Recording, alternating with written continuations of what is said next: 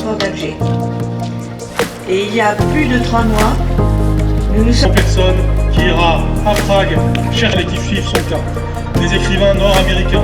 Ces conditions de détention sont difficiles, on le sait. Il est malade, il est âgé et son procès s'est déroulé dans des conditions qui ne sont pas acceptables. Et donc il faut maintenant que tout cela cesse et qu'on puisse obtenir sa libération la plus rapide possible. C'est cette mobilisation qui est massive et qui est indispensable. La France n'abandonne pas ses enfants. La seule faute, mes amis, français et ce soir, tous ensemble. Je souhaite et je veux, nous voulons tous que Boualem soit libéré. Sa seule faute aujourd'hui, c'est d'être un esprit libre. Un esprit libre, c'est-à-dire un esprit français. Cette liberté qui nous est chevillée au cœur, il la porte dans ses écrits, il l'a toujours portée, il n'a jamais fait de mal à personne. C'est sa seule faute, d'être un esprit libre. Le président de la République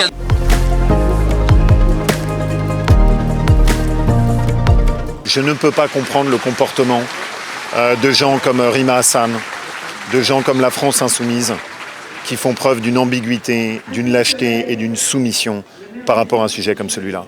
La France a toujours défendu la liberté. Moi, ce qui m'importe, c'est qu'on soit là pour défendre Boualem Sansal. C'est ça ce qui m'importe. La pire des choses, c'est le silence et la soumission. C'est la pire des choses. Et lui nous a toujours dit, il a toujours eu ce courage.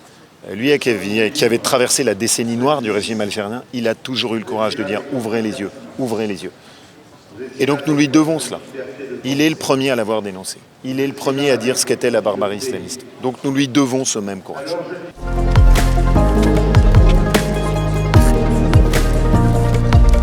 Le président de la République ne peut pas apaiser sa situation avec l'Algérie. Il a toujours été d'une très grande complaisance à l'égard de l'Algérie. Donc plus que ça risquerait d'être indécent pour le coup. Mais ça, c'est son problème avec son ministre de l'Intérieur, puisqu'il semble avoir un désaccord. Mais est-ce que Boualem Sansal doit être la victime en fait, d'un désaccord entre deux nations ?